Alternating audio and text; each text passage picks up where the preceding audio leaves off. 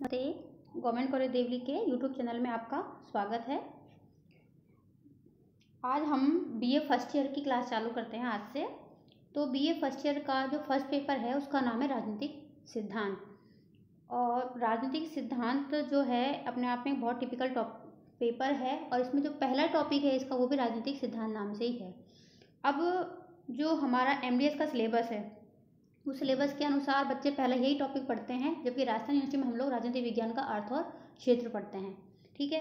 अब जिन बच्चों ने पॉलिटिकल साइंस पहली बार ली है उन लोगों को पता ही नहीं कि राजनीतिक विज्ञान होता ही क्या है।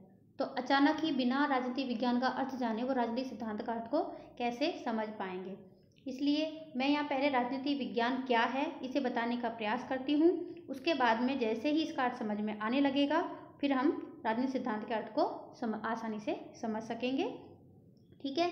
तो हम राजनीति विज्ञान के बारे में शॉर्ट में और इजी लैंग्वेज में समझाने का प्रयास करती हूँ जिससे कि आपको आसानी से समझ में आ जाए। राजनीति विज्ञान के अंदर जो राजनीति शब्द है, इस राजनीति शब्द है इसको इंग्लिश में पॉलिटिक्स बोलते हैं। इसकी उत्पत्ति ग्रीक भाषा के पॉलिस शब्द से हुई है और इस पॉलिस शब्द का अर्थ होता है नगर राज्य और उससे संबंधित जीवन, घटनाओं, क्रियाओं, व्यवहारों एवं समस्याओं का अध्ययन ही राजनीति है।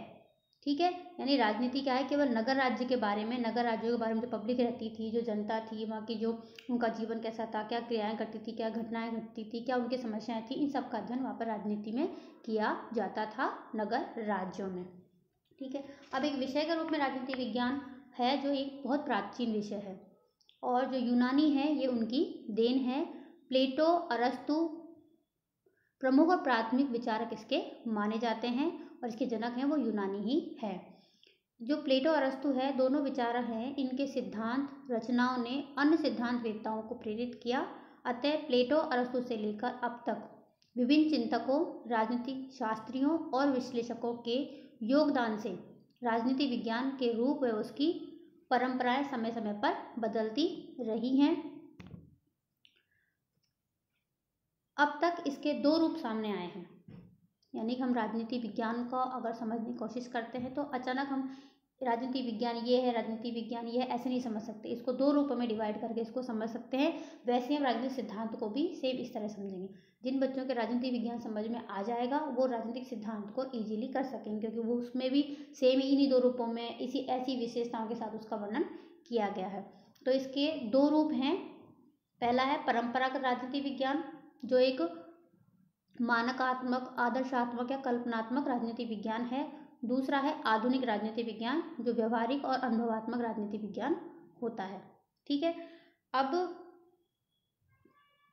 जो पहला है हम जिसका अर्थ चालू करेंगे परंपरागत से चालू करेंगे। पहले परंपरागत मतलब परंपरागत जो लोग थे, प्राचीन लोग थे, प्राचीन राजनीति शास्त्री और चिंतक थे, वो राजनीति विज्ञान को क्या समझते थे और उन्होंने इसके बारे में क्या कहा है। तो परंपरावादी राजनीति विज्ञान क्या है, उसका अर्थ यह है कि वह राजनीति विज्ञान जो व्यवहारवादी क्रांति से पूर्व था।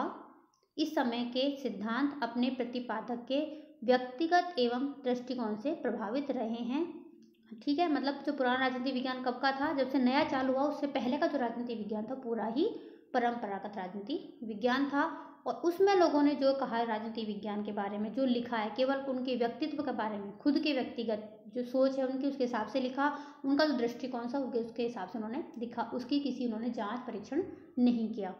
अब आते हैं कि एग्जाम में क्वेश्चन पूछ लेते हैं। मैं जो भी चैप्टर पढ़ाऊंगी, जो भी है उनको क्वेश्चन आंसर के फॉर्म में तुम्हें पढ़ाती जाऊंगी जिससे कि वो याद करने में ईजी रहे। प्रमुख परंपरावादी राजनीति विचारक कौन कौन से हैं, राजनीतिक चिंतक कौन कौन से हैं, तो इसमें हम नाम लिखेंगे। आप चाहो तो लिख सकते हो।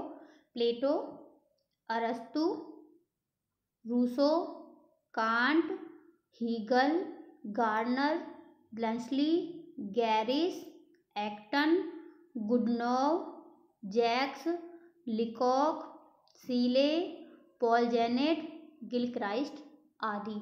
ये सारे नाम हैं जो हम अब इसका जब भी इसको आगे अध्ययन करते जाएंगे बीच बीच में इनके नाम आते जाएंगे। जो परंपरागत विचारक हैं उनके विचार व्यक्तिगत दृष्टिकोण, चिंतन, कल्पना, आध्यात्मवादी सिद्धांतों से निकले हुए हैं। जैसे उदाहरण पूछ लें तो जैसे प्लेटो का आदर्शात्मक राज्य, प्लेटो का आदर्शवाद, उसका दार्शनिक राजा, उसका आदर्श राज्य, उसका साम्यवाद आदि, अरस्तु का बुद्धिवाद, हीगल का ऐश्वर्य राज, ये सब हैं जो परंपरागत राजनीतिक विज्ञान के उदाहरण हैं। पुरातन राजनीतिक सिद्धांत प्राय बौद्धिक हैं और तर्क एवं निगमनात्मक निष्कर्षों पर आधारित हैं। इसमें राज्य सरकार का ही अध्ययन प्रमुख होता है, यानी पुराने राजनीतिक विज्ञान में केवल राज्य और सरकार तक ही उनका अध्ययन सीमित था, उसके आगे उसमें वो कोई चीज़ नहीं सोच पाते थे। अब इसका परिभाषाएं आएंगी। परिभाषाएं हैं तो सब लोगों ने अपनी सोच के अनुसार, अपने व्यक्तिगत दृष्टिकोण के अनुसार अलग अलग इसका अर्थ बताते हुए परिभाषाएं दी है। कुछ लोग कहते हैं कि राजनीतिक विज्ञान केवल राज्य का अध्ययन है, तो उन्होंने राज्य के हिसाब से परिभाषा बनाई है, जैसे कि गार्डनर, ब्लेंसली, एक्टन और गैरिस है। कुछ जो हैं चिंतक वो कहते हैं कि राजनीतिक विज्ञान सरकार का ही अध्ययन है, जैसे लिकॉक और सीले ने इसकी सरकार के अध्ययन के संदर्भ में परिभाषा दी है। और कुछ चिंतक कहते हैं कि राजनीतिक विज्ञान राज्य, सरकार व व्यक्ति का अध्ययन है, जिसमें लॉस्की और हर्मन हेलर ने परिभाषाएं दी हैं। तो हम पहले नंबर 1 पर आते हैं कि ये परिभाषा मैं आपको इसलिए बताना चाह रही हूँ, पूरी बाकी नाम तक ही काफ़ी है कि कुछ परिभाषाओं का एग्जाम में पूछ लेते हैं कि किसने दी है। ठीक है, तो गार्डनर ने क्या कहा है, ये इंपॉर्टेंट परिभाषा है, राजनीति विज्ञान का प्रारंभ व अंत राज्य से ही होता है। यानी गार्डनर ने क्या कहा, राजनीति विज्ञान क्या है, केवल राज्य का अध्ययन, उसका प्रारंभ भी राज्य से होता है, उसका अंत भी राज्य से ही होता है। ठीक है, एक्टन की परिभाषा देखते हैं, राजनीति विज्ञान राज्य तथा उसके विकास के लिए अनिवार्य दशाओं से संबंध है।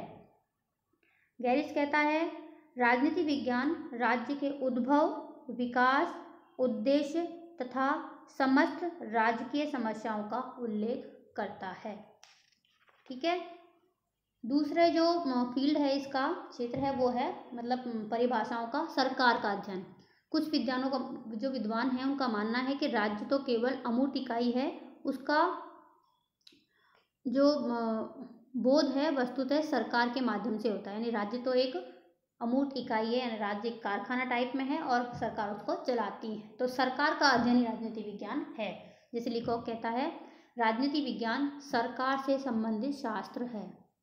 सीले ने भी कुछ ऐसा ही कहा है कि राजनीति विज्ञान के अंतर्गत शासन व्यवस्था का उसी प्रकार अनुशीलन किया जाता है जिस प्रकार अर्थशास्त्र में धन का, प्राणी शास्त्र में जीवन का, बीज गणित में अंकों का एवं रेखा गणित में स्थान तथा दूरी का अनुशीलन किया जाता है। ठीक है, तीसरी जो परिभाषा का क्षेत्र है इसका, वो है राज्य, सरकार और व्यक्ति का अध्ययन। ठीक है, इस जो थीम है, इसके जो समर्थक कहते हैं कि व्यक्ति के अध्ययन के बिना राजनीति विज्ञान का अध्ययन अधूरा है, क्योंकि जितनी भी राजनीतिक संस्थाएं हैं व्यक्तिगत संबंधों के संदर्भ में ही कार्य करती हैं। यानी ठीक भी है, कोई संस्था है तो वो बिना व्यक्तियों के नहीं चल सकती है। व्यक्ति की भावना, प्रेरणा, समाज के रीति रिवाज, परंपराएं, राजनीतिक संस्थाओं को तथा राजनीतिक संस्थाएं व्यक्ति के जीवन, विचारों व लक्ष्यों को प्रभावित करती हैं। बिल्कुल सही है। इस संदर्भ में परिभाषा में लॉस्की कहता है, राजनीति विज्ञान के अध्ययन का संबंध संगठित राज्यों से संबंधित मनुष्यों के जीवन से है। यानी इसने केवल सिंपल राज्यों से नहीं कहा है, ऐसे राज्य जो संगठित हैं उनके अंदर जो व्यक्तियों का जीवन है उसका संबंध राजनीति विज्ञान से होता है। हर्मन हेलर ने भी ऐसा ही कुछ कहा है, राजनीतिक शास्त्र के सर्वांगीण स्वरूप का निर्धारण व्यक्ति संबंधी मूलभूत पूर्व मान्यताओं द्वारा होता है। इस प्रकार जो परंपरावादी राजनीति विज्ञान है उसमें राज्य, सरकार दोनों का ही अध्ययन किया जाता है। राज्य के बिना सरकार की कल्पना नहीं की जा सकती, क्योंकि सरकार राज्य द्वारा दी गई शक्तियों का ही प्रयोग करता है। दूसरी ओर सरकार के बिना राज्य एक अमूर्त कल्पना मात्र है। इस प्रकार इसी कारण पॉल जेनेट, गिल क्राइस्ट, गैटेल आदि इसे राज्य व सरकार दोनों का अध्ययन मानते हैं। पॉल जेनेट कहता है कि राजनीति विज्ञान समाज विज्ञानों का वह अंग है जिसमें राज्य के आधार पर सरकार के सिद्धांतों का अध्ययन किया जाता है। एग्जाम में पूछ लेते हैं कि किसने राजनीति विज्ञान को राज्य और सरकार दोनों का अध्ययन माना है। ठीक है, तो उसका आंसर है गैटल ने। अब जो अगला हमारा इसमें पॉइंट आता है, जो परंपरावादी राजनीति विज्ञान जिसको हम पढ़ रहे हैं उसकी विशेषताएं क्या क्या हैं। इन विशेषताओं को अगर आप याद कर लोगे तो परंपरागत राजनीतिक सिद्धांत की विशेषताएं आराम से हम याद कर सकते हैं। तो पहली विशेषता है कि जो परंपरागत राजनीतिक विज्ञान है वह तर्क और कल्पना पर आधारित आदर्शी अध्ययन है। इसके जो विचारक हैं राजनीतिक संस्थाओं के बारे में कोई कल्पना अपने मस्तिष्क में कर लेते हैं और फिर उस कल्पना को रचनात्मक रूप देते हैं। जैसे प्लेटो ने अपने आप में कल्पना कर ली कि दार्शनिक राजा होना चाहिए, आदर्श राज्य होना चाहिए, उसमें ये होना चाहिए, उसमें वो होना चाहिए। बाकी उन कल्पनाओं का वास्तविकता से कोई संबंध नहीं होता है। ऐसा ही हेगल की विश्वात्मा है, ऐसा ही ग्रीन का शाश्वत चेतना का सिद्धांत है। ठीक है। दूसरी विशेषता है अपरिष्कृत परंपरागत पद्धतियाँ। इसकी जो अध्ययन पद्धतियाँ हैं वो पुरानी पद्धति हैं सारी, ठीक है, जिनको अच्छे से जांचा परखने की आवश्यकता नहीं है। ऐतिहासिक पद्धति, दार्शनिक पद्धति, वर्णनात्मक पद्धति इसकी अध्ययन की पद्धतियाँ हैं। इन्हीं के अनुसार राजनीति विज्ञान का अध्ययन किया जाता रहा है प्राचीन काल में परंपरावादियों के विचार में। तीसरी विशेषता नैतिकता और राजनीतिक मूल्यों पर बल। यानी परंपरागत राजनीति विज्ञान मतलब हम पुराना जो राजनीति विज्ञान पढ़ते हैं, अब व्यवहारवाद से पहले का जो राजनीति विज्ञान पढ़ते हैं उसमें नैतिकता और राजनीतिक मूल्यों पर ही ज़्यादा बल दिया गया है। क्योंकि हम पर्टिकुलर किसी व्यक्ति की जो विचारक की जीवनी पढ़ेंगे, उसके राजनीतिक आर्थिक विचार पढ़ेंगे, उसमें जो पुराने जो परंपरावादी राजनीति वैज्ञानिक हैं उनमें मूल्यों पर और नैतिकता पर ज़्यादा बल दिया गया है। ठीक है। परंपरा का जो राजनीति विज्ञान है वो उपदेशात्मक और नैतिकता तथा राजनीतिक मूल्यों पर विशेष बल देता है। यह मुख्यतः क्या होना चाहिए और इसका काम निर्णय देना, मतलब क्या होना चाहिए, ऐसा होना चाहिए, वैसा होना चाहिए। जैसे कहता है प्लेटो आदर्श राष्ट्र में ऐसा होना चाहिए, दार्शनिक राजाओं को ये होना चाहिए। तो हर चीज़ चाहिए के हिसाब से है उसमें, ऐसा है, ऐसा होता है, ये नहीं है उसमें। वो हम आधुनिक में करेंगे। अगली विशेषता है राज्य एक नैतिक संस्था। यानी परंपरागत जो राजनीति विज्ञान है वो राज्य को एक नैतिक संस्था मानता है। यह राज्य को नैतिक संस्था व उच्चतम जीवन का साधन स्वीकार करता है। जैसा कि अरस्तु ने कहा है, राज्य का अस्तित्व सद्जीवन के लिए है, मात्र जीवन के लिए नहीं। राज्य का अस्तित्व जीवन के लिए नहीं है, अच्छे जीवन के लिए, सद्जीवन के लिए है। यानी राज्य का उद्देश्य है कि व्यक्तियों के जीवन में सदाचार भर दे, सदाचारपूर्ण उनका जीवन रहे, अच्छा जीवन वो व्यतीत करें। अगली विशेषता कानूनी औपचारिक संस्थागत अध्ययन पद्धति, अध्ययन पर बल। यानी इसमें जैसा अध्ययन किया जाता है उनमें से कानूनी अध्ययन पर, औपचारिक अध्ययन पर, संस्थागत अध्ययन पर ज़्यादा बल दिया जाता है। और यह अध्ययन संस्थागत परंपरागत पद्धतियों द्वारा ही होता है। मुख्यतः संकुचित अध्ययन, मतलब इसका अध्ययन जो क्षेत्र है, अध्ययन है वो संकुचित है, क्योंकि इनके अध्ययन प्रमुखता पाश्चात्य राज्यों की शासन व्यवस्था तक ही सीमित रहे हैं। जो यूनानी राज्य थे, पाश्चात्य राज्य है, उन राज्यों के अध्ययन पद्धतियाँ, उन राज्यों का अध्ययन, उनकी संस्थाएं, उनका ही इसमें अध्ययन अभी तक होता रहा है। और वह भी केवल यूरोप और अमेरिका तक, मतलब यूरोप और अमेरिका के अलावा उसमें जितने भी देश हैं उनकी शासन व्यवस्थाएं, पद्धतियाँ, उनके बारे में इनमें अध्ययन नहीं मिलता है। इसमें तीसरे विश्व व साम्यवादी देशों के अध्ययन पर पर्याप्त ध्यान दिया है। दर्शन शास्त्र से प्रभावित अध्ययन, यानी यह दर्शन शास्त्र से बहुत अधिक प्रभावित होने के कारण उसकी एक उपशाखा जैसा दिखाई देता है। और दार्शनिक व राजनीति विज्ञान के संयोग से राजनीतिक दर्शन नामक ज्ञान की एक विशिष्ट शाखा प्रचलित हुई है। जैसे रूसो की सामान्य इच्छा, ग्रीन का राज्य का आधार शक्ति नहीं, ग्रीन कहता है राज्य का आधार शक्ति नहीं इच्छा है, आदि अवधारणा दर्शन से ही प्रभावित रही है। मतलब ये दर्शन पर ज़्यादा बल देता है। और इसका जो अध्ययन है वो व्यक्तिनिष्ठ है। यह अध्ययन व्यक्तिनिष्ठ या व्यक्ति सापेक्ष सत्य को प्रस्तुत करता है, क्योंकि इसके सिद्धांत, मान्यताएं, अवधारणाएं तथा निष्कर्ष इसके प्रतिपादकों के व्यक्तिगत अनुभव एवं मान्यताओं से निकले हुए हैं। ठीक है, तो ये इसकी हो गई विशेषताएं। अब हम आगे देखेंगे कि इसका क्षेत्र क्या है। और क्षेत्र का मतलब तुम जानते हो क्या होता है, कि इसके अंतर्गत इसकी विषय वस्तु क्या है, किन किन चीज़ों का अध्ययन किया जाता है। ठीक है, अब हम जो क्षेत्र के बारे में बताने से पहले हम ये बताना चाह रहे हैं किस किस ने क्या क्या क्षेत्र इसमें बताया है। एग्जाम में पूछ लेते हैं बिलोवी के अनुसार परंपरागत राजनीति विज्ञान का क्या क्षेत्र था, गुडनॉव के अनुसार क्या था, यूनेस्को के तत्वाधान में जो सम्मेलन आयोजित किया गया था पेरिस में उसके अनुसार क्या था। तो ये कई बार पूछ लिया जाता है। तो हम जो पहला इसमें करेंगे, पहला है फ्रेडरिक पोलक। फ्रेडरिक पोलक ने इसके अंतर्गत जो 2 क्षेत्र बताए हैं, ठीक है।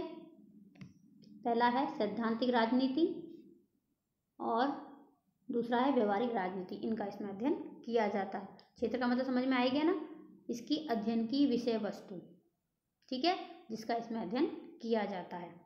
वैसे तो राज्य है पुराने राजनीति विज्ञान की विषय वस्तु, लेकिन क्षेत्र पर अनेक विचारों ने अपने अपने अलग विचार प्रस्तुत किए हैं।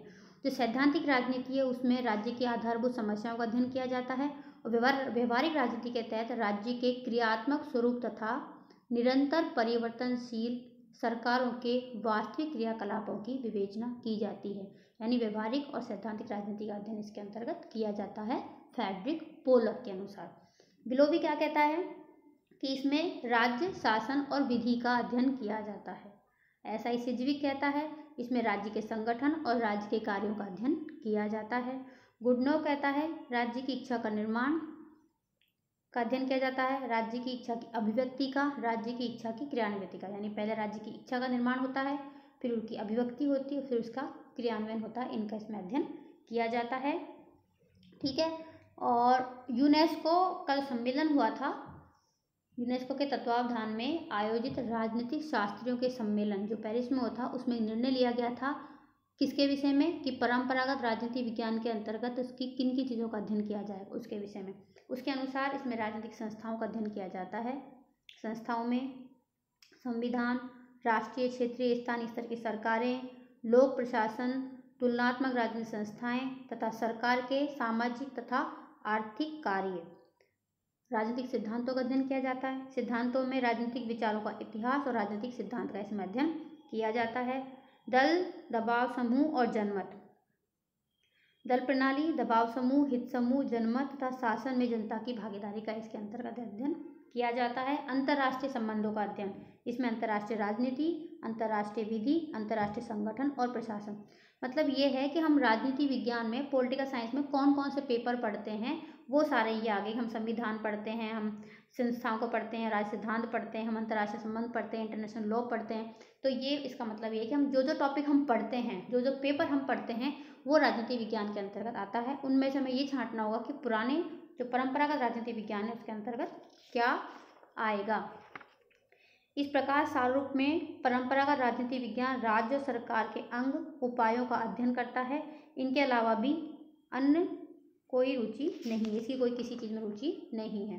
तो हमने जो तीनों चारों विचारकों के बारे में, यूनेस्को के बारे में बताया है, इन विचारों के आधार पर परंपरागत राजनीति विज्ञान के अध्ययन क्षेत्र में निम्न विषय वस्तुओं को शामिल किया जाता है, ठीक है। ये है इसकी विषय वस्तु, इसका क्षेत्र। मानव के राजनीतिक जीवन का इसमें अध्ययन किया जाता है। व्यक्ति के राज्य के संदर्भ में अध्ययन, व्यक्तियों के अधिकार, उनके कर्तव्य, व्यक्ति द्वारा राज्य नीतियों को प्रभावित करने वाले तथ्यों का इसमें अध्ययन किया जाता है। राज्य का अध्ययन किया जाता है, जैसे मैंने बताया राज्य सरकार का तो अध्ययन इसमें होता ही है, जिसमें राज्य का उदय, विकास, उसके विभिन्न कालों में क्या स्वरूप रहा, उसका भविष्य क्या है, राज्य कैसा था, कैसा है, कैसा होना चाहिए, किसमें अध्ययन किया जाता है। ऐसा ही सरकार का अर्थ क्या है, उसके अंग हैं, रूप हैं, विभिन्न देशों में कितने प्रकार की शासन प्रणालियाँ प्रचलित हैं, राजनीतिक प्रक्रिया आदि का इसमें अध्ययन किया जाता है। इसकी ये विषय वस्तु में आते हैं। स्थानीय व राष्ट्रीय समस्याएं, जितनी भी स्थानीय और राष्ट्रीय समस्या हैं उन सब का इसमें अध्ययन किया जाता है। राजनीतिक विचार और विचारधाराओं का अध्ययन इसमें किया जाता है। इन विचारों की उत्पत्ति कैसे हुई, उनका विकास कैसे हुआ, इनके द्वारा राज्य की उत्पत्ति, प्रकृति, कार्यों का अध्ययन, इनके आधार पर राज्य व व्यक्ति के संबंध, कानून, स्वतंत्रता, समानता पर विचारों का अध्ययन इसमें किया जाता है। अंतर्राष्ट्रीय पक्ष का अध्ययन, यानी अंतर्राष्ट्रीय राजनीति जो है उसका अध्ययन भी इसमें किया जाता है, क्योंकि कोई भी राज्य अंतर्राष्ट्रीय वातावरण की उपेक्षा नहीं कर सकता। राज्यों के आपसी संबंधों का, समझौतों का, संधियों का इसमें अध्ययन किया जाता है। अब किसी भी देश की जो राजनीति होती है वो राजनीतिक दल और दबाव समूह के बिना पूरी नहीं होती है। तो जितने भी देशों में जितने भी तरह के दल हैं, दबाव समूह हैं, उन सब का अध्ययन इसमें किया जाता है कि वो कैसे चुनाव में भाग लेते हैं, कैसे सरकार बनाते हैं, कैसे सरकार को चलाते हैं, कैसे उसको गिराते हैं, उनका इसमें जो भूमिका रही है उनकी अध्ययन किया जाता है और लोकमत का भी अध्ययन किया जाता है। राजनय यानी कूटनीति का और अंतर्राष्ट्रीय विधि का भी इसमें अध्ययन किया जाता है, क्योंकि राज्यों के आपसी संबंध, उनकी विदेश नीति और राजनयिक कुशलता, विदेश नीति और राजनयिक कुशलता पर निर्भर करती क्या, उनकी विदेश नीति, युद्ध, शांति, समुद्र तट, खुला समुद्र, प्रत्यार्पण आदि का अध्ययन इसमें किया जाता है। जब हम आगे जब पढ़ेंगे एमए वगैरह में तो उसमें ये अंतर्राष्ट्रीय लॉ है, एक अंतर्राष्ट्रीय विधि, उसके अंदर ये सारे टॉपिक पढ़े जाते हैं। ठीक है, तो आज के लिए हम इतना ही। अगली बार हम जो आएंगे तो इसके जो राजनीतिक सिद्धांत क्या होता है उसको लेकर आएंगे, तो उसको हम आपको समझना आसान हो जाएगा, क्योंकि हमने इसको आराम से समझ लिया है। ठीक है।